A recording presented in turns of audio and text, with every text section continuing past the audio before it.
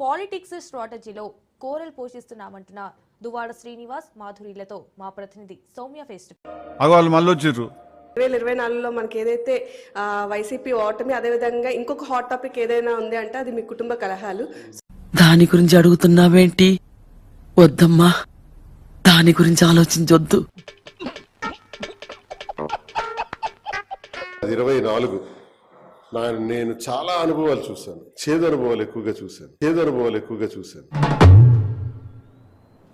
మూర్తి గారు, ఇలాంటప్పుడే గుండె రాయి చేసుకోవాలి.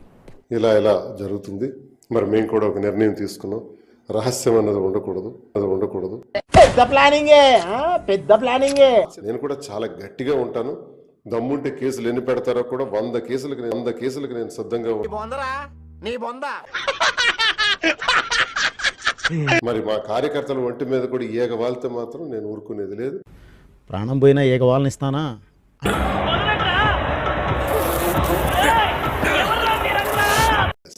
సో మీ పార్టీ ఓడిపోయింది 2024లో. వదిలేరా ప్లీజ్. మా పార్టీలో కూడా చెల్లి శత్రువులు ఉన్నారు. ఇదే శత్రువులు ఇదే సమయంగా తీసుకుని తొక్కేద్దామని చూస్తున్నారు. చూసారా సార్ డబుల్ యాక్షన్? వాళ్ళకి దాన్ని తొక్కడం వాళ్ళ అబ్బతరం కాదు. నా స్టైల్ వేరు, నా వాయిస్ వేరు, నా పనితీరు వేరు. నేను ప్రిన్సిపాల్ దైవ సహాయంగా మాత్రమే బయట ప్రపంచానికి తెలుసు. కానీ 25 ఏళ్ల క్రితం జగదాంబ సెంటర్లో ఈ దైవం గారు చాలా పెద్ద రౌడీ. ట్రోల్ చేసేవాడికి ఒక్కసారి వాడి షర్ట్ ఇప్పితే వాడి పుట్టుమచ్చలేటో నాకు కనబడతాయి. అంటే ఇక మీదట ఈయన ఎక్కడ కనిపించినా ఇలాగే మర్యాద చూపించాలి. మాస్తలు సంపాదించాను. తీసి దమ్ముంటే కేసు కట్టి నన్ను అరెస్ట్ చేయండి.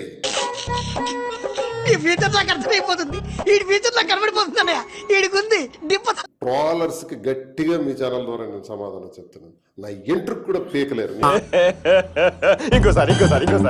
నా ఎంట్రుకు కూడా పీకలేరు. Flash back. వాళ్ళు నా వెంట్రిక కూడా పీకలేరు అని చెప్పి కూడా ఈ సందర్భంగా తెలియజేస్తా ఉన్నాను.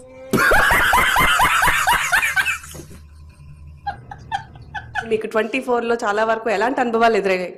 నాకు 24, 25, 26 ఏ ఇయర్ అయినా ఒకేలా ఉంటుంది అమ్మాయి. వచ్చిందండి వయ్యారి. మంది ఉంటారని చెప్పుకోవచ్చు. సో ఈ సిచ్యువేషన్ లో మిమ్మల్ని మెచ్చుకునే వాళ్ళు ఉన్నారు, అలాగే మీ చర్చలకి కొంచెం గిచ్చుకునే వాళ్ళు కూడా ఉన్నారు. ఏదో తేడాగా ఉంది. గిచ్చుకునే వాళ్ళు కూడా ఉన్నారు. అంటే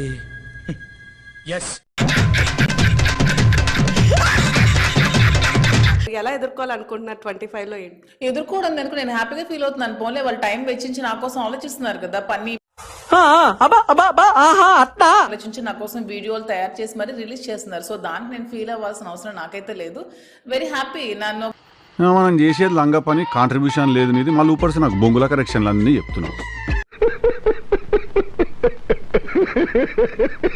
అన్ని ప్లాట్ఫామ్, సోషల్ మీడియా ప్లాట్ఫామ్ లో పెడుతూ వాళ్ళు ఎంజాయ్ చేస్తున్నారు. సో నేను కూడా హ్యాపీగానే ఫీల్ అవుతున్నాను. నేనేం దానికి ఏం ఫీల్ అవ్వట్లేదు. దాంతో ఎందుకు సార్?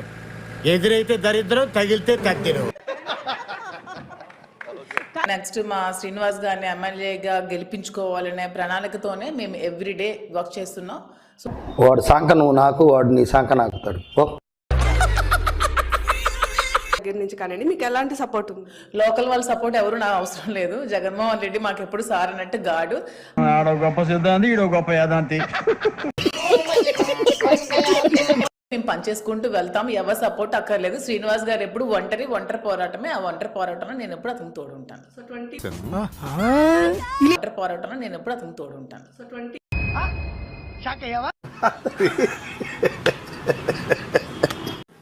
ఖచ్చితంగా ఛానల్ అయితే సబ్స్క్రైబ్ చేసి పెట్టుకోండి. నెక్స్ట్ వీడియో ది బెటర్ అయితే ఉంటుంది.